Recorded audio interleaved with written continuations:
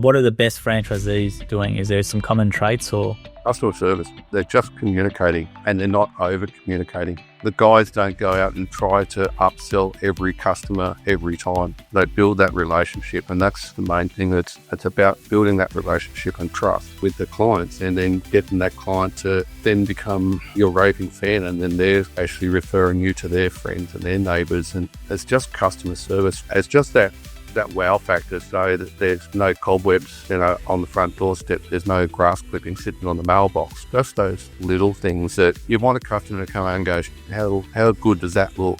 And where's that invoice? I want to pay it. Some of the guys will get that message, and I used to as well when I was mowing, is, Friday afternoon, you're totally stuffed after the week, and you get a message from the customer saying, thanks very much, the place looks awesome. This job, mowing lawns, can make a lot of money, but you have to work at it. You're not going to make a FIFO income in the first month, let's be honest. But if you're head down, bum up, got a plan and focused, and your family's ready for it, then yeah, you can make the transition quite easily. And thanks for joining us in the Jim's Mowing and Jim's Group podcast. I've got Peter today with me. So Peter Rogers has been in the Jim's Mowing Group for many years. You're a franchisor. You do manager role as well, plus franchisee, plus you're kind enough to be a judge on the Show Us Your Best, which we're going to start again, hopefully in a couple of days. So stay tuned to social media as well. And before we go on, Peter, real quickly, if you're listening to this, leave a review, subscribe. Helps really the show on whatever you're listening. So Peter, first of all, how did you get involved with Jim's Mowing back in the day?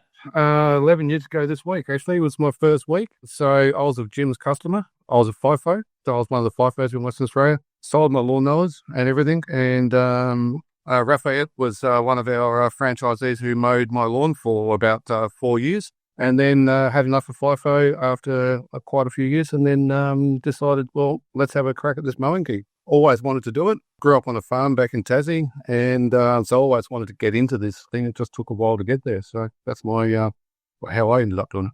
Yeah, I think back 11 years ago, did you have to do the training over in Victoria back then? Yeah, so I went to Melbourne. Wasn't overly happy about going to Melbourne for 6 days of training. Having just finished the mining industry, I thought, here we go, another induction. And honestly, at the halfway through, I've gone, okay, now I get why I'm here. And you can see the big machine sitting behind you and why you do it. Funny thing is that since then, I've had to do it another 2 times. So when I become a franchisor, they asked me to go back over and do it again. Yes. And then last year, I went over and done... I shadowed one of the trainers for a couple of days because I do some of the training in Western Australia as well. So I was actually over there shadowing it. So technically I've done the training 3 times. So if anybody talks to me about having to go to Melbourne for training, they don't get a lot of sympathy. I think back then you would have had Mike doing the training and the mowing, the generic stuff back then as well, Mike Davenport. Yeah, so Mike was around.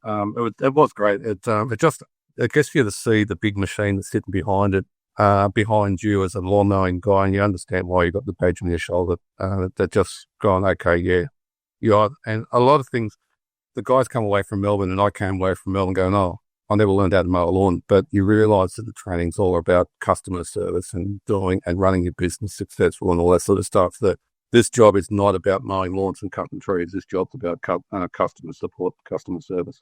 Yeah, it's a bit counterintuitive. People come and they think they're going to, 40 blokes going to have, be on the whippersnipper or something like that. And they sometimes put it in the comments on our survey. Would have been good to have some training. But as you know, it's generally, you pick that stuff up pretty quick. It's all the other stuff that really matters.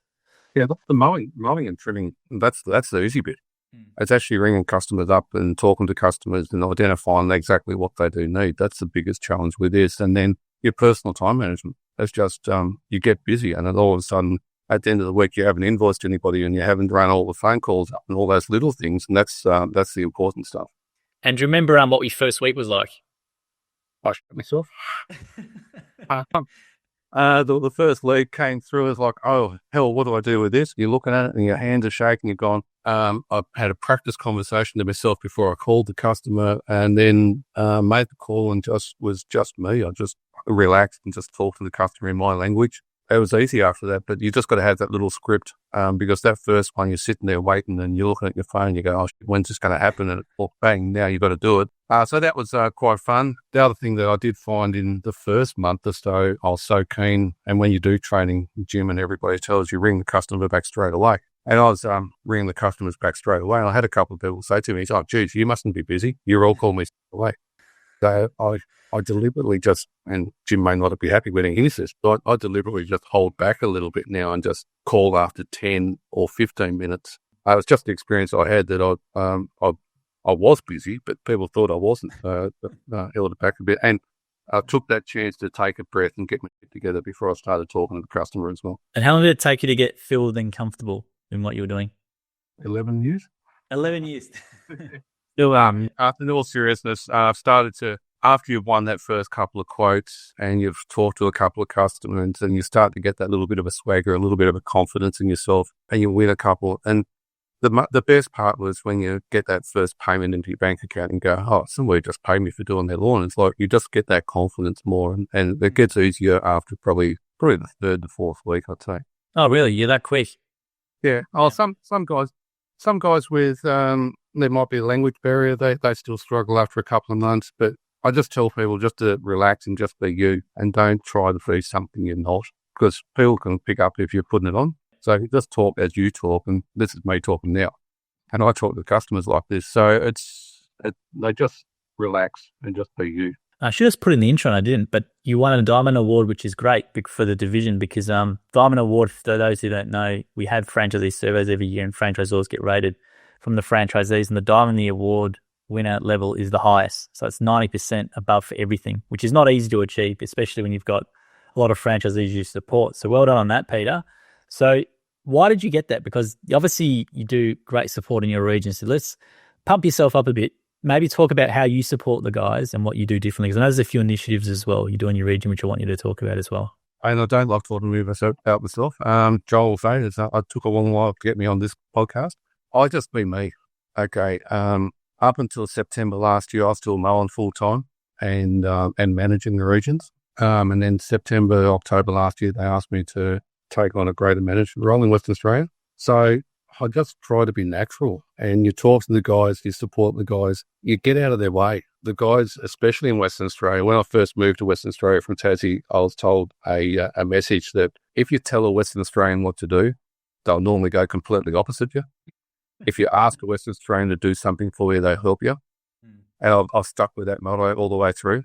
And I just I still wear high vis. I'm not in high vis today because I'm in the office all day, but I'm normally in high vis, out on the tools. Still got dirt under the fingernails. So you've got that street credibility with the guys that you're not just the shiny ass that sits in the office. And that's me. I like mowing lawns still. I like trimming trees. Don't like pulling weeds. I've met one person that does. Yeah. So some of the things I do for the guys is every Saturday morning I do an ocean swim. So I do ocean swimming on the weekend. So every Saturday morning after I swim, we have what's known as coffee club. So I was sitting there having coffee by myself most Saturdays, realised, I was by myself. I thought, some of the guys might be by themselves all week and not having a chance to talk. So I put the call out to the guys and said, if anybody wants a coffee on Saturday morning, rock up, I'll buy the coffee. And we mainly just talk. We fix the world's problems, work and personal sometimes. It's starting to become the table of knowledge. So we share ideas. And it's funny that in the 18 months I've been doing it, I've never had coffee by myself. Credit card bill's gone up a little bit. That's okay. But a lot of the guys, they don't get to see each other. It can be they work all week by themselves. And if you've got a problem burning in your head, sometimes you just want to talk to somebody.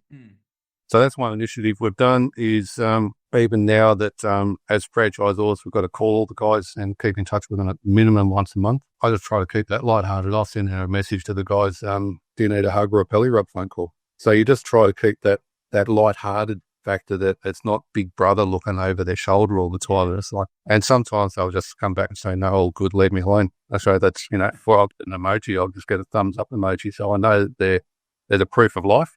Yeah. And they're busy. So that's my style, and you just don't try to be something you're not. That's what I've always hung my hat on. Well, obviously works because the Diamond Award is the hardest, highest level for people to achieve. And I think maybe there was a couple of mowing franchisors. I think Nigel and I can't remember who else got one. We're actually doing a video soon. 4 of us, yeah. So it's a pretty hard thing to achieve in the group. So it's amazing to have 4 mowing franchisors with how many franchisees you support in there. And for those who don't know, people, we survey them on happy with their income, how quickly does your franchisor call you back, these sorts of things, right? So to get that above 90 for everything is really, really impressive. Mind you, there was a couple of, and group of people, you always got a couple of people that aren't happy with you. And that's, that's the nature of life. You're not going to make everybody happy. And this job is not all, it's not all rainbows and unicorns. Sometimes you've got to have the tough conversations when people do a job wrong, but it's how you message it to the guys and just support them. That's the main thing. So you mentioned a bit about your support. So you're doing beyond, you obviously have meetings as well and things like that, and you're doing the coffee club. Is there anything else you think maybe in support that you do that's maybe a bit unique compared to others? Not that really jumps out. It's just, again, it just comes back to being natural and being contactable and don't ring the guys in the middle of the day because they don't want a phone call in the middle of the day because they're sweaty, they're blowing pretty hard because they're pushing a mower. A lot of the guys will actually ring me between 5 and 6 o'clock at night because they're home. They know I'm home. That's it. They're relaxed. We do a lot of stuff at that time. So we're ringing somebody at 2 or 3 o'clock in the middle of the afternoon when they're pushing hard to get finished. It's just been available for when people need you. And I probably over communicate with text messages. But when I was a working franchisee, I didn't like to get phone calls myself. So I'll send out a message to the guys and say, give us a call when you get a chance, or I'll send out the hug and belly rub text message. Then they know that you're there if they need you, and they'll call you when they've driving to the next job or when they're next available. Yeah, that's a great approach. And with how many franchisees do you currently look after? I should know this number off the top of my head. It's 120 at the moment. There's 3 new guys starting next week. Amazing. That's amazing. Yeah, it's probably one of the most supported in the country in terms of numbers of people. Yeah, a couple of guys have got more, like South Australia's got a few more. Spain's got a few more over there. But yeah, it's all the WA. So if you look at that map of Western Australia, it's a big map. We don't explore with it, thank God. But I think from the most northern guy to the most southern guy, there's about 460 kilometres between the two franchisees. So yeah, and different growing areas, different climatic conditions, different suburbs, socio-economic suburbs they all work in. So it's quite dynamic, and it's something that I'm really enjoying. And the other part about it is having a bigger crew like that is you see what the guys are doing good, and you also see what they're doing bad, and you can actually get that message out to all of the guys that so that they don't make the same mistakes, or if you see something good, you spread that word out as well. Well, I think that's the beauty with the franchisor role is you've got access to 120 different businesses, right? And you've got 120 different guys doing things differently or having different knowledge. And when a franchisee comes to you for support, you instantly know, or you've got someone in your region who can help. And I think that's a really big advantage compared to if you're on your own, like who would you go to? Over the last 6 months, that's what I've tried to do. And the next 6 months, we're going to push it harder. Is that get that network across. I don't have all the answers, and I don't profess to have all the answers, but in my phone, I've got a phone number of a contact in there that has got the answer. So if the guys come to me, I'd say, talk to this guy's got that special piece of mowing equipment, or he's better with this product, or you've got an outsourced supplier that you can actually send. I'll talk to this rep because he's got the technical knowledge. I haven't always got that. So it's more like a flight controller, this position, than anything else. So you're just sort of directing traffic and just dealing with stuff. Now, you're a former FIFO guy, and there's a lot of FIFO guys in WA probably looking to get out, but they're sort of stuck with the cash, right? It's good, really good cash, and they're sort of probably, can they do what they're going to do in the FIFO as doing what as a franchisee? I presume you talked to a lot of guys in FIFO looking at Jim's Mowing. What would you sort of say around that area? So I've done FIFO full time for around 12 years, mining industry for 21, and you get to that use by date. I probably stayed in that industry for 12 months too long, but you've got to be ready for it, and your family's also got to be ready for it. So with a FIFO lifestyle is when you're back home, you actually feel a visitor in your own home. That's a common comment a lot of guys do. So your family's got to be ready for you to be back home all the time. And Catherine and I, that was one of the biggest challenges, Willie, for the first 6 months. It's like, gosh, you're still here. That takes a bit of getting used to. Obviously, the financial difference. You've got to be ready for it. This job, mowing lawns, can make a lot of money, but you have to work at it. I mean, you're not going to make a FIFO income in the first month, let's be honest. But if you're head down, bum up, got a plan and focused, and your family's ready for it, then you can make the transition quite easily. And like the way when people ask me that question, I'll say the first year, it was a shock. It was about a 50% reduction in income, but we were right for it. And I say to people, there was still beer in the fridge, there was still wine in the wine rack, the fridge still had food on it, and I turned the lights on and the lights came on. So that's the main thing. And then it didn't take long. It took probably 4 years to get back up to almost the same income I was on Flight. But you were happy you're doing it. I get happy. So that's fine. But don't get me wrong. It's not the worst decision I've ever made. It's definitely not the worst decision. But you've got to doing this versus going to the airport every week. So I was on a 4 days on, 3 days off roster. So you're flying the site every week, and you just dread going to the airport. And the beauty with this is now you just walk out in the driveway, jump in the ute, and you go and cut a lawn, and that's the difference. That you get instant feedback, and what you're doing is for you. You don't have to answer to anybody else.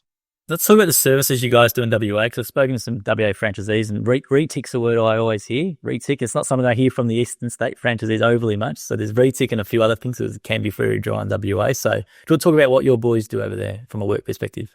Yeah, look, it is different. We have this debate with the East Coast and West Coast all the time.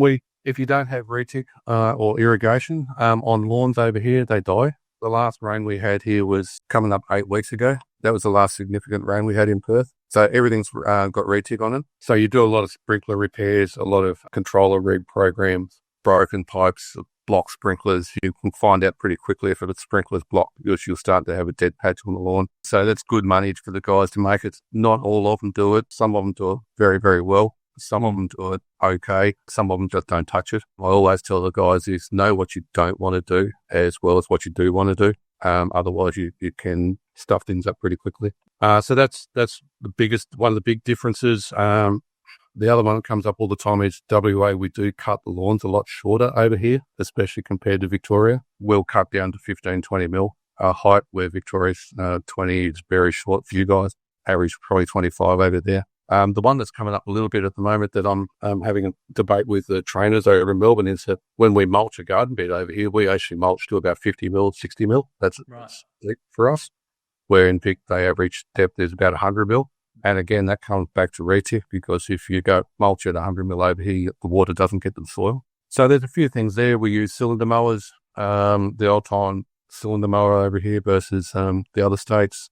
Otherwise, the other big one is weed spraying. Our weed spraying requirements in Western Australia is different to the West. We actually have the toughest requirements for weed spraying in Australia. So that causes some angst sometimes. So you need a license for that, or what? Yeah. Yeah, you do. You do need to be licensed for that. So that's something that the guys can't take that service on in Western Australia until they've got that license. What about a bit of soft landscaping and landscaping as well? I see some franchisees do that as well. A couple of the boys are really going down the landscaping path now, doing artificial lawn installs on some of the newer, smaller properties, garden makeovers. I know one of the guys at the moment, he's probably doing 3 days of garden makeover landscaping work and only 2 days a week mowing. So there's a lot of that type of work. Soft landscaping, we do a lot of that in the wintertime. So our seasonal stuff, the guys will go gardening a lot in the wintertime when it's not growing, the lawns. And then this time of the year when it's growing, they'll actually back off on the gardening and focus more on the mowing. And a lot of them will stack the gardening jobs up. So this time of year, they're collecting those the gardening jobs, and telling the customers, yeah, no worries, we'll get that done in the wintertime when the lawn's not mowing. And that's how they maintain their average income over the year. That's going to be my question. So that's what you advise when coming up to winter. You might do like a meeting, at some, winter workshops, where some franchisors will call it. They do like a thing out, and that's what you're telling your guys to do in preparation for it. Yeah. Always have that rainy day job in your back pocket. So if a customer wants a hedge trimmed, or they want a tree cut down, or if they want some mulch done or gardening done, and you're running around crazy doing 10 to 15 lawnmowers a day, just say to them, look, no worries, I'll definitely get that done for you, but let's do that on the first rainy day. So it may be too wet to go out mowing, but you can go out and still do a hedge trim and still pull in you for $300, $400 a day on a gardening job, and you maintain your income. Yes, you're going to get wet, but your income's still there. And from your experience as well, what are the best franchisees doing? Is there some common traits, or the guys who are stars in your region, what are the things that they're doing in their business? Customer service. Yeah. They're just communicating, and they're not over communicating. The guys don't go out and try to upsell every customer every time. They build that relationship, and that's the main thing. It's about building that relationship and trust with the clients, and then getting that client to then become you're raving fan, and then they're actually referring you to their friends and their neighbours, and it's just customer service. The simples, communicating with customers by text or face to face, and not looking at the customer as an account and a cash cow. Just looking at the customer as a person and offering that service. That's a successful one. And let's go into a little bit more detail of that, because customer service is something we always say, but I want to really hammer on that. So when you say communication, like you're saying, before the night they'll send a text message to all their customers, or post job they might send a text message with a further work saying, happy with this. What's the actual communication they're doing with the customers? Not all the guys, and again, Jim may not be happy when I tell you, not all the guys do text the night before. What we do find is some customers, it gives the customer the opportunity to say no. But again, what most of the guys will do is say, you're due in this week of the month, say the second week, third week of the month. So they've got that bit of wiggle room. If something goes wrong or they get delayed, what you do find sometimes is texting that customer. You text the customers who you need to know. So if you need access to the backyard, if you need dog cleanup before you get there, you let those ones know that you're coming. But the stratas and all those jobs, you don't need to let anybody know.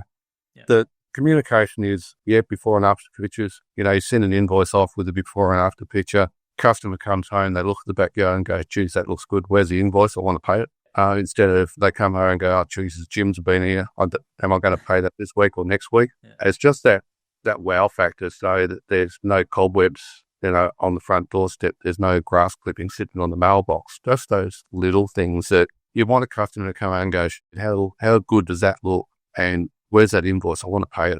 And you get that. Some of the guys will get that message, and I used to as well when I was mowing, is, Friday afternoon, you're totally stuffed after the week, and you get a message from the customer and say, thanks very much, the place looks awesome. And you go, yeah, that was all right.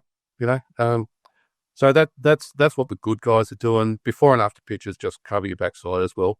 Yeah. So you actually say, look, I did do that. Yeah, and again, it just comes back to looking at a customer as a person instead of an account balance. It's great advice. And the before and after, great to hear that as well, because that's just such a great thing for customers to see. And as you said, it more inclined to actually pay you, because they've actually can then see the transformation you've done as well. They're not trying to pull it out of their memory what it looked like before. So it gives them a great comparison to do it straight away. And that's really important as well with the real estate companies. So you've got property managers. So a property manager, they're not going to see the property, and you send an invoice and then they pass that on to their property owners. So you've got to be careful with that as well. Always ask for permission to take pictures, all right, especially nowadays. So I say to people, is it okay to take a picture? And if they say no, that's fine, leave it alone, and you back off. But you've also, you've got to remember that most people have a camera now. So there's a camera on the house, there's a camera, but somebody's watching you. So you don't tell people that you've done something, because they say, well, the picture of the security camera, no, you didn't do it. So, that's right. Yeah. Yeah, I'm very conscious in training. I tell franchisees that when you're in the uniform, everything you do, someone can whip out a phone and film you and put it online. And unfortunately, every 2 months, if Jim's Mowing or Jim's someone franchisee on Dashcam Owners Australia doing something wrong on the road, because that's what happens now these days. So you be really, really careful as well, because it's Jim's as well. People expect more of us. They will post online too. So everyone's got to remember that. But I was going to say as well, with your business, with scaling, so obviously a lot of franchisees will come in. Some will stay as sole traders, or they'll scale and pull in employees, or they might even sell splits. So in your business, how do you help guys scale? How are the guys who are scaling doing it well? Steady. All right. The guys who are scaling, they're not, they'll do it in like a sawtooth effect. So they'll build up, stabilize for a while, and then they'll take a breath, and then they'll build up again. Personally, I'm not a big fan of employees, because in this model, sometimes if you've got 2 people, you don't always get twice the amount of work done. So I always tell people when they're in that scaling mode is make sure you understand your business before you actually start to think about employees. So, get your pricing right on jobs, get your hourly rates right on quotes, understand your business and understand your customers and your schedule, so that if you've got 2 vehicles on the road and your employee's stuck in traffic for 2 hours on a traffic jam, you're paying him to sit in the ute. So that person needs to be more productive than what you do as the business owner. So you're actually really scaling. Yeah, look, it works for some people. It does. I'm not anti it. It's just I tell the guys, really understand your business before you go down that path, and get your pricing right first. But the main thing, the guys who do it well, is they do it steady, grow your business. Like John talks about when he does the training in Melbourne, is that, you've got to be converting your leads. You've got to convert 40% of your leads into regulars. If you're not converting at 40% into regulars, then get that bit right before you start bringing employees on. No, John has good advice, and I've never seen a man's phone so busy when I've been with John Wiles. I reckon every property manager, every 2 minutes, people call him. So, yeah, that's the downside of employees. You'll get flat out called like John Wiles does when he's got like 8 staff and body corps. But I think that's the beauty of gyms, Peter. You can be profitable as a sole trader, or you can be profitable if you want to go to scaling route. You're able to go up and do that as well. Yeah, and absolutely, it does work. You really got it, and it does work. Don't get me wrong, some of the guys, there's a couple of guys over here who've got 3-4 trailers on the road. Yeah. All right. So, and they're doing it well. It's just that sometimes your employees will not always do the same quality as what you do. All right. Let's be honest. They may not look after the gear as well as you do. So you've got to accept that. But if you get it right and you get the right employees, it does work and work very well. It's just that there's this fallacy that 2 people will get twice as much work done, and sometimes you don't always achieve that. Absolutely. And in your region, has there been any good stories of guys you've seen come in and maybe a bit unsure of it, and then you've been able to see them grow, and you didn't know they had it in them? So is there any guys that come to mind with that? Oh, yeah, there's a couple that, especially in the last 12, 18 months, yeah, and I won't say too much because the guys do know who I'm talking about, but there's a couple of guys that you come in and you go, is this person the right person to bring into the gym's group? And you look at them and you go, yeah, there's something there. My background is I've always lived by the adage, you give a mug a break, and 9 times out of 10 they'll pay you back. Or you look for that rough diamond. And I'm not saying the guys that are mugs when I say that. It's just that Australianism that if you give a battler a go, 9 times out of 10 they'll come through for you. And I've had a couple of good successes that you've got guys that you've had to teach them how to start a lawnmower. You've had to teach them how to mow a lawn from scratch. They've never done it before in their life, and then all of a sudden they're turning over 10, 15 grand a month after 12 months, and you go, okay, I almost said no to you to bring you into the group, but now look, you're successful, customers love you. Some of those guys now that I've had to teach how to use the lawnmower, I'll now get them to go out and help me fix customer complaints. The biggest thing you also see is when guys come in, and I've just met with one of the new guys this morning for a coffee, and the biggest thing we find is they'll start work and they have to reorder their uniform because they've lost weight. So, and it's true. It's not unusual to see guys come into this and in the first couple of months they lose 5 or 10 kilos and they muscle up, they get that swagger, they get that confidence. And yeah, the guy that was just here this morning, he started second week of December and he's lost. I said to him, "Geez, you're looking fit." And he said, "Yeah, I'm down 7 kilos." Yeah, that's the positive side of it as well. You get the other guys that who've been taxi drivers or Uber drivers or office workers, and they can feel their body is breaking down, and then they do this job and they feel healthy and confident again. It's a great way to put it. It's like it's better than Ozempic. It's natural Ozempic, and you get paid for it as well. And that's the beauty. And you get to give your boss the flick, and that's the key. But yeah, the weight loss thing is we don't promote enough as a benefit of the franchise. But yeah, the weight loss thing is quite amazing. I see guys in training, and then 3 months later I interview them, and you can see that you visibly see it. And I don't mean to be rude when I talk to them, but I say, geez, you've lost a bit of weight. And I'll say I've lost 15 kilos, or lost 12 kilos, or lost 10 kilos in 3 months, whatever it is. Especially the guys up in Queensland, a lot of the Brisbane-based guys, and it's amazing how happy they are as well, because you can just tell they've been working in an awkward environment. Now they're outside, they're getting their vitamin D, they're doing their own thing, and they're a lot happier. Sometimes my joke is that sometimes they look like a turtle that's fallen out of their shell. They're all neck and they're all arms, and they haven't grown back into their body yet. So. But yeah, I do know one guy. 1 year, he was a bus driver over here in Perth with Transperth, and he actually lost 15 kilos in the first couple of months. Wow. Yeah, we have to reorder his uniform twice for him. So. It's amazing. It's a good problem to have. But I was going to say as well, then the body adjustment, because people coming into this probably should know, like if you've been corporate or bus driver or something, like it's not going to be an easy slog for, maybe 4 weeks or longer. So how long did the guys normally take to get adjusted? I actually tell people when they do this first interview with us, so when we have our first interview, I actually tell them start walking. So every day, if you want to do this job every single day, go for an hour's walk and start doing some body weight exercises and get your body ready for this job so it doesn't hurt as much on your first day. But most of the first year, it takes your body, you'll get a bit of tennis elbow, you'll get, the sore elbows and the sore feet, but you pretty well get used to it within, say, 2 months. And then after that first 12 months, you're pretty well work hardened. But yeah, it depends on your background. If you've come from a totally sedentary lifestyle to this, it can hurt a bit. But personally, I just talk to the guys and we've all got war injuries and we know what works and what doesn't work. You buy a good ice pack, that's all I tell people. And when you're a franchisee in the hot days in Perth, what was your best sort of go-to, like food and like how'd you stay hydrated during the day? Because that's always a common question. It's not unusual to drink 6 litres of water. I'd average about 6 litres of water. The biggest problem that a lot of the guys will find is that they don't actually eat enough. So they'll drink the water and they forget to eat, and then in the afternoon they run out of energy. So a tip I give everybody is in between each job, when you're driving from one job to the next job, is have a drink of water. Have half a sandwich or have half a banana or something so you maintain your sugar level and just maintain your energy levels, because you just got to keep your body is your income. So if your body breaks down and stops on you, you don't earn. So you've got to look at your body more like as an athlete. A couple of the guys aren't really athletes, let's be honest.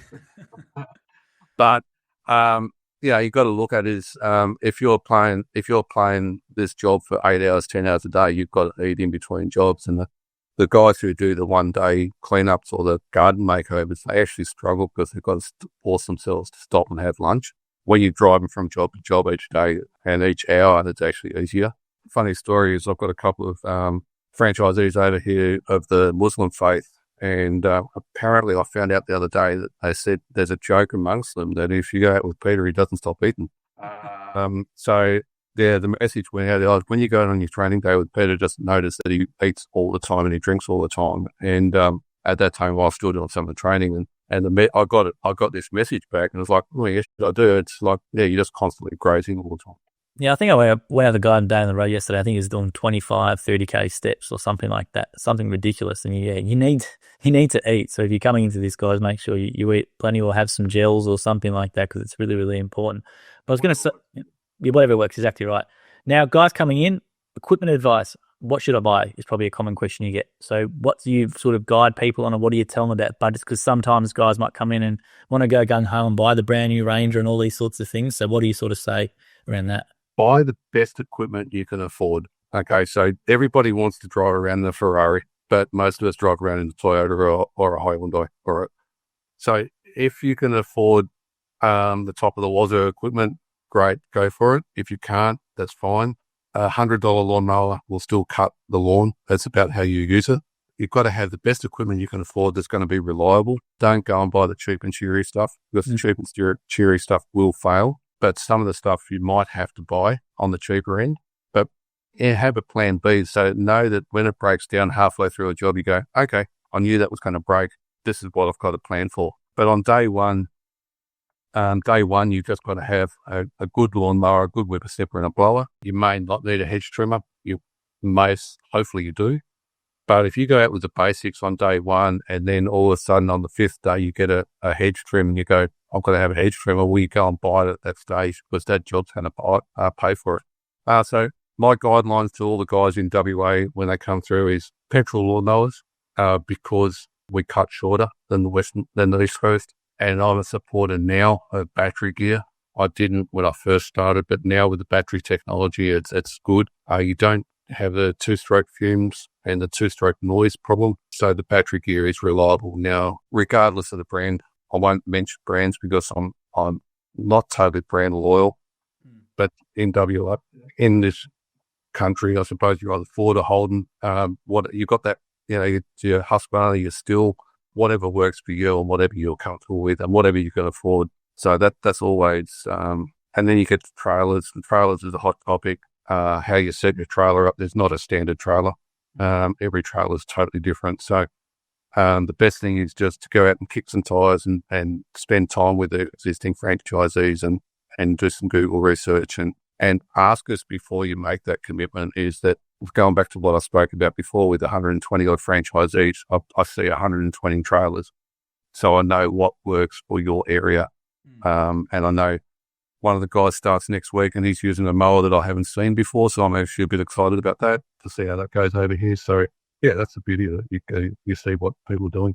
So you said something interesting then. So that for me, the different trailer for different areas in Perth. So I actually grew up in the northern suburbs, Girraween, Marangaroo, bit of a rough area back in the day. I don't think much has changed. But what trailers for different areas? Because I'm curious to what you advise around that. Yeah, so you look at some of the inner city areas, like you look around Subiaco, Shenton Park, those type of areas. Those guys can actually get away without actually not using a trailer. So a couple of guys have started working under vans now. So you haven't got the trailer parking issues, the smaller, narrower blocks around the Piara waters and even up in Ellenbrook, the newer suburbs where it's heavily developed, and parking is a challenge. So those guys may get away with working out of a van. The guys out in the hills, and in the foothills, around Perth, a couple of those guys work out of trucks. So they've got the light truck and they've got the gear on that. So not everybody's got a ride on. So do you need a bigger trailer to carry a ride on it? It's, I remember we started a guy down and you interviewed him a while ago, Mark Tracy. When Mark started down in Seville Grove, he said, do I need a ride on or do I need a cylinder mower? I said, mate, you haven't got a customer yet. So let's see what your customer, well, we start to work out what mowing you know. But Mark got his trailer set up to handle a ride on. And you look at him now, he's 10 months in and he's now got a ride on and a cylinder mower. So his customer base has grown to need that equipment. So have that in the back of your mind as your plan B. But yeah, this fallacy that everybody's got to have a trailer and everybody's got to do this, let's look at your suburb and match your suburb with what you're going to get. And that's the philosophy I've taken over the last few months because it was quite obvious that was trying to do the square peg into a round hole problem. Yeah, no, it's good advice. Trailers, the vans are very common in like inner Sydney. I've been up there and seen a bit there. Auckland in New Zealand, they have a lot of the vans as well. And in Victoria, you probably saw more of the single cab utes with like the custom tray. Sometimes guys are running as well, and slowly seeing some vans, which is great to see. And I think that's the beauty of it. You can make the business your way. So just let your customer base can help you determine all that sort of stuff. Yeah, the other advantage there I'm finding is that you've only got 4 wheels on the road instead of 8 wheels on the road. You've got one lot of reg, one lot of insurance. So there's some cost savings there as well as if you set it up correctly, but know your limitations that you still might need a trailer at times.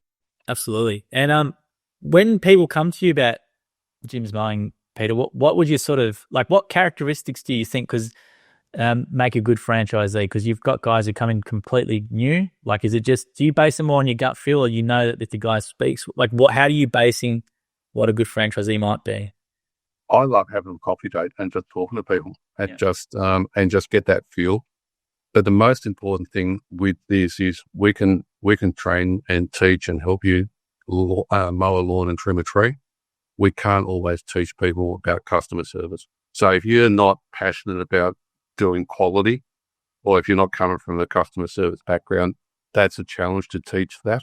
But quality is everything. It's getting the quality, talking to customers, and that's why I like to have that coffee date and talk to people. Is that look me in the eye, talk to me, have a joke with me, and get to know what's in the background. Is the family behind this, or are you doing it on your own? Because if you've got to have that bit right.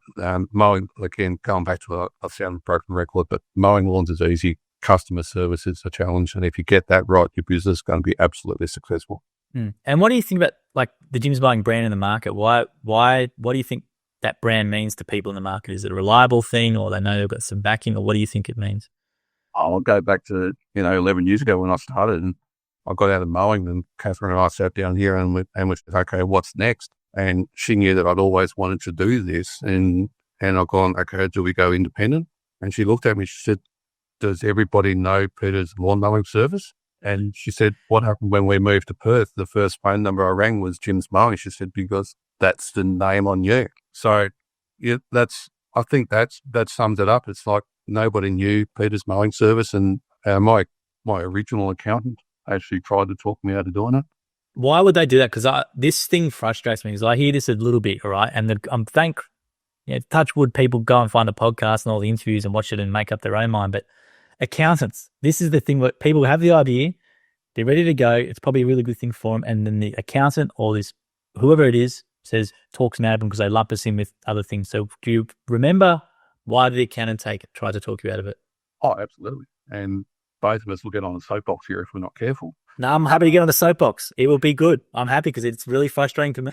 Go hear it a bit. It does my head in. There's so many mistruths out there. Then I suppose the one that comes through is like, why pay fees? All right. Save the money. But like I said, part of our fees is our advertising. All right. You've got that dirty, great big green billboard attached to the back of the ute driving around Perth. And then there's 120 of them driving around Perth. So everybody knows that brand. So why would you have to try to compete against that? And look, don't get me wrong, there's some very successful private contractors in Perth, and very successful, and I'll take my hat off to them. But if you're starting out and you've got a great big machine sitting behind you, it's like a business in a box. And that's what I said to my accountant. I said, they're going to do the advertising for me. They're going to teach me how to run the business. They're going to, excuse the French, but if shit hits the fan, they're going to be supporting me. I've got somewhere to ring. And I remember Russell and Bretta when I first started, my original franchisors. It's like, I'd ring them up and say, what do I do with this? And even the guys now, they'll ring me up and say, I've never quoted a job like this. How do I quote it? So you actually help the guys walk through. And that's why. But it comes back to the fees. The accountants, there's this fallacy that we take a percentage of earnings, and it's just wrong. It's just not right. You do pay for your lead fees. Let's get it right. That's out there. You pay per lead, whether you convert it or not. But that lead could be a $5,000, new lawn install, and then $100 fortnightly lawn mower. Or that lead might be just a tire kicker who wants a quote. You just never know. It's like a box of chocolates. You get that lead and you go, what am I going to get here? Because you don't know until you talk to the customer. So the accountant's main thing was don't pay fees, do it yourself. But that's literally the advice, right? So this is the problem with accountants, right? They don't understand what is the true value of generating a high quality online lead. And I think people who never owned a business before don't understand this, right? When you spend money to advertise your business on Google and all these sorts of things as well, it's not cheap to generate a high quality lead, right? And I'd say when a Jim's lead through the call center is a high quality lead, and to generate that same type of quality lead as an independent, you pretty much can't do it because people don't know who you are. You've got to establish trust. You can't nowhere near charge as much, for example, and you're competing probably most of the time on price. I think people who run a business, it's quite funny. We do a lot of videos with Jim about the fees because that's the thing that comes up every literally week. I'm doing videos with fees with Jim, and you get the same stuff about don't pay a lead fee. You can do Facebook, whatever it is, right? But I don't think people truly understand the cost of generating a high quality lead. And the lead fee that people pay, as you said before, can be lifetime customer for 10 years. It could be a commercial contract, could be whatever. And they're calling Jim's Mowing for a reason, not going to call the local guy. So I think people don't understand the true cost of generating quality leads in business. Not only that, I think it's around $250 a week, roughly, fees will always work out to be. Plus you get the support, you get access to you get access to all the other franchisees, all included in that. I just think it's quite annoying for me and you, obviously, because I see this all the time with our Facebook ads and things like that. And it's quite funny. We actually have people who run businesses, independent businesses now, Peter, who jump on TikTok when Jim says it and says, geez, Jim's is a great deal. Actually, if people actually knew what the true cost of running a business was and generating work, they'd be basically shutting up. So yeah, I'm on my soapbox with that one too. Well, there's a classic. Just last week, one of the guys got a lead. We had to reallocate it because for reasons, but one lead was actually 4 jobs. So the lead came through for a in-home aged care provider. So it was one lead. The guy paid one lead fee, but there was actually 4 properties that needed to be done. And now that person, that franchisee, is actually in contact with that aged care provider, and I think he got another job this week sometime. So that one lead's now probably up to 5 or 6 jobs, and that just snowballs from there. So yeah, the lead fees, sometimes it can be like fish in the barrel, and you can get too many leads. And that's not just publicity. That is a fear for me. When a new guy starts, they can actually take too many leads. They're on double. So for those who don't know, they're on, when you start as a new franchise, you get 2 times leads, so you get more priority and allocation to get you going. Yeah. And that's where, like, if you're taking 4 leads a day, I look at that, that's 4 hours of work before you actually do the job. Right. So by the time you've quoted the job, talk to the customer, understand what the job is. So I try to get the new guys to limit themselves to 4 a day maximum. Then they've got control of it. They're actually doing it quality and they're converting it instead of just taking volume. They can get out of control, especially in spring and autumn when it's busy. Is that the main with new starters? I'm glad you said that about the accountant, because I hear that often they come into training still and they tell me the same thing. It's like they've got no idea, which is why I do so many videos with Jim about flat fee, and because there's and crazy stuff, and the lead fee thing always comes up as well. People think it's an exorbitant lead fee, and they go, "Yeah, you even have to pay for people you don't convert," and they find it an outrage. So I'm glad you said it from your perspective. The way I just turn it back and say, convert it. Okay, but every lead, it's I'd say to the guys, it's now yours to lose. We've done everything we can to get that customer into your phone. It's now your job to lose. So if you take that attitude, and the other way you look at it is, every new job is you've got to form that relationship with the client. And again, going back to what I said before, don't look at the customer as an account. Look at the customer as a person.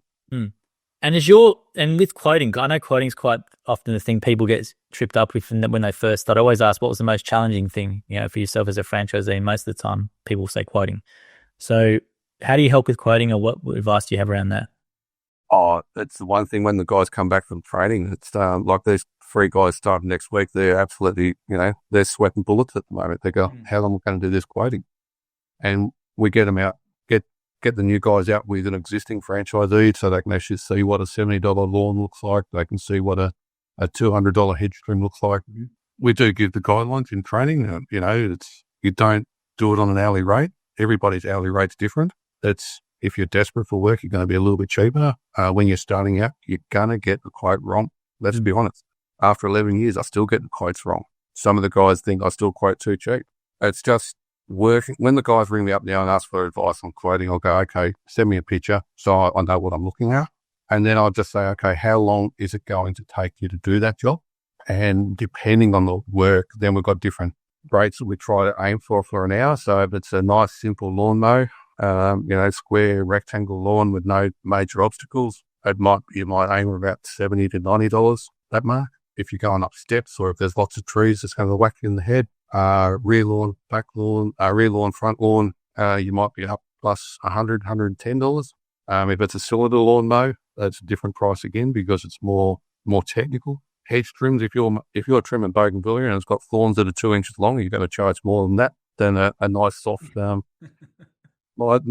pine tree. And the last question I'll go to the guys is, are you happy? I won't ever tell them quoted at this price. I'll just help them walk through the quoting process. So that at the end of the day, I'll say, you're happy with that price if you win it. And also, when you're starting out, sometimes you've got to buy the work. You've got to leave $10 on the table, because it's better to get $70 every 2 weeks than $90 once, and not convert that customer into a regular. So, and one of the experienced guys, he's 18 years, so Jim, he tells me that when he's mowing a lawn, he's looking for $20 notes. Now, that when he's mowing a lawn, he'll look at, oh, shit, that tree branch needs to be trimmed, that's $20. Oh, that garden bed needs to be weeded, that's $80. So he's looking to how he upsell the job over time instead of just trying to grab it all at once. So he's always looking for that $20 note. That's the best advice that guy's given me over the time. Well, I was going to say then, one more question I had before that. You've never been going for an hour, so I appreciate your time. What's some of the best advice you've heard from franchisees like that over the years? Is there anything that some guys maybe do differently, or they do a trick or two in their business that is really unique, or something that you think people could learn from? Yeah, there's a few in-house things. No, look, the best advice is just don't try to get top price on the first job. Try to get the price longer term. So if you've got a customer, a regular client should be up around $1,500 a year to you. So if you've got a regular client, that client's now worth $1,500 to you a year. Respect that. Or there's some jobs you don't want, but you also just try to get the regulars, because the regulars actually are your bread and butter, and that's what actually gives you your pays the bills. So if you're just relying on once-off jobs, you will struggle at certain times in the middle of summer. So build up that you're doing, say, if you've got a client base in Perth, the average client base would be about 100 to 120 regulars. That's a good client base. And then you pick up the once-off jobs after that to top up your income. Again, going back to the $20 thing, is that every job, mowing gets you onto the property and gets to that relationship with the client. And then if that client refers you to their next door neighbour, and always talk to the next door neighbour as well. wear your uniform everywhere. When you go to Bunnings, I was at Bunnings on Australia Day, just gone this week, and I hate Bunnings, especially on long weekends. Especially on long weekends. But there was a couple in there that I was actually going to make an absolutely bad decision, buy a product that wasn't. I could just hear them talking, and I'm going, "Hey, you're about to make an absolute mistake here." And I just tapped him on the shoulder and said, "Guys, do you want some free advice?" Talk to him. And I don't know everything, but I just said, "Go and use this product. It's cheaper and it's better than that product you're about to buy." And we had 15 minutes there. So did I get anything out of that? No, but I was in uniform. And they've now recognised that that was a Jim's person I was talking to. I never gave them a business card. Pick up the kids. Just pick up the kids when you in your uniform. Go to the shopping centre in your uniform. I picked up one client that my physiotherapist. So when I bought the business, I bought some clients, and there was a physio. So I was mowing their lawn every time. And I thought, I'm getting income off them, so I better spend some money and get the elbows fixed up. I got talking to the receptionist while I was in there because I was in uniform. She said, "You work in this soda?" I've gone, "Yep." She said, "I've got 10 investment properties. Can you look after all my lawns?" I've gone, "Really?" And it's like, so I went in to get my elbows fixed, and I walked out with 10 customers. And, that customer's been with me for 9 years. There you go. So that's how you build your business. And that's the thing. People understand it is a powerful brand. I'll give you an example. I had Scratch and Dent out here the other day to fix my car. Within 1 minute, I was at the front. I'm meeting the guy because we were filming some stuff. Within 1 minute, some lady walking the dog, walks past, looks back. "I didn't know Jim's did Scratch and Dent. Can I have your card?" Bang, grab the card. So I don't know with many other brands where that happens. And I've actually interviewed some independent guys on this, and I said, in your time as an independent, do you ever get a walk-up? They go, "No." In gyms, do you get walk-ups? A couple a week. And that's the difference, right? And I think brand matters. And, and when you're coming into gyms, you're leveraging off, 40 years of, let's say, millions of jobs done by Jim's Mowing franchisees all across Australia, and that goodwill and that trust. So I think, and that brand keeps getting stronger, and that's the thing, right? Yeah, that happened actually on the weekend. Again, the guy I was talking to this morning for a coffee, he had a customer, that's a person walk up and knock on his front door. Right. I've heard that a bit, Peter, actually, with people. Yeah, I have heard that a bit, actually, yeah. But it even gets better. This guy's walked up and tapped on the front door and said, "Can you go around and do a job for me?" And he's gone, "Yeah, I can." It was a shopping centre. Yep. This guy's actually typed in on the shoulder. He said, "I own the shopping centre around the corner. Can you go and sit that?" And he'd done it for him. And he's gone, "By the way, I've got another 2 shopping centres in these suburbs. Can you look after them for us?" So it didn't cost him a leaflet. It was just a dirty, great big green trailer sitting out the front of the property, and the guy's in it. That's right. The man in the bucket hat. That's the thing, right? Brand is a promise, and the promise is that we'll do a good job and we're reliable and dependable. And I think that's the key, especially now with people getting tradies, having trouble with tradies and just people all around. I think that's where, as you just get, it's funny, Pete, I do a lot of these interviews and I ask for the business advice on the same sort of thing. It's always customer service. And it might sound cliched to people, but not all customer service is equal amongst trades businesses or home services businesses. And I think Jim's Mowing as a position in the market, that's the key, right? As you just said, the customer service, on time, reliable communication, good job, but these sorts of things. Absolutely. And the guy, there's a couple of guys, the 2 hour thing, like when we do the training, we guarantee the customer. So the customer is told, Fred will ring you in 2 hours time. Yeah. And if you haven't rung in that 2 hours, that customer can lodge a complaint. And that a couple of the guys do struggle with the 2 hour thing. But once you get your head around it, that, just ring the customer, make contact with them, wear your uniform. It's not that hard. It's not that hard. And that's the thing, right? And that's the thing. If you follow the system and do what you're supposed to do, most of the 99% chance you're gonna do well. Yep, absolutely. Just keep it simple. Just don't overcomplicate it. Just go out and mow the lawns, look after the property like it's your own, and respect people, and life's good. That's it. Well, Peter, 10 years in business, I'll leave you ask you this one thing. 10 years in business, not many businesses, people make it past 10 years. There's a big drop-off rate. So how have you stayed in business for so long? Had fun. Had fun. All right. See, that's a good answer. That's a good answer. Had fun. Every day I do something for myself. So every morning before work, I'd go to the gym or I'd go for a swim, even when I was mowing full time.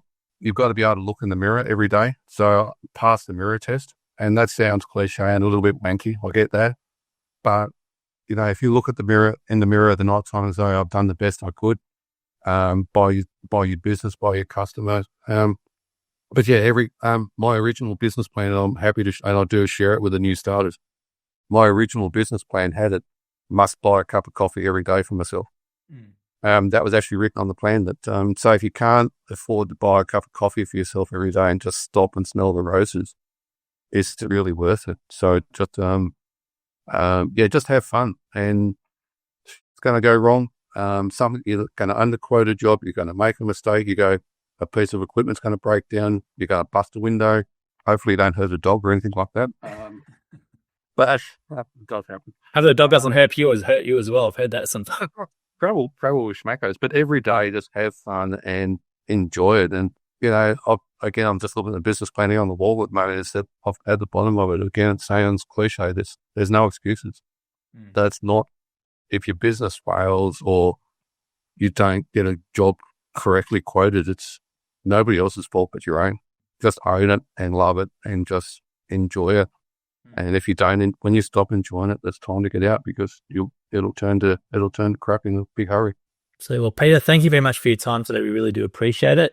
And if you're interested in doing anything, Jim's Mowing, jimsmowing.com.au 131546. And if you have enjoyed the episode, please make sure you leave a rating or review. We really would do appreciate it. Well done on the award again, Peter, Diamond Award winner, one of only 4 franchisors in Jim's Mowing to get that. So well done on that. And thank you for your time today on the podcast. We really appreciate it. Thanks, Rod. Have fun. Thank you for listening to the episode of the More Than Just Mowing podcast by Jim's Mowing. If you do need help with your local gardening expert, please give us a call at 131 546 for Australia, 0800 454 654 for New Zealand, or head to jimsmowing.com.au or jimsmowing.co.nz. If you liked what you heard, please make sure you leave us a review as well, wherever you consume your podcast. We appreciate your support. And until next episode, we hope you have a great week.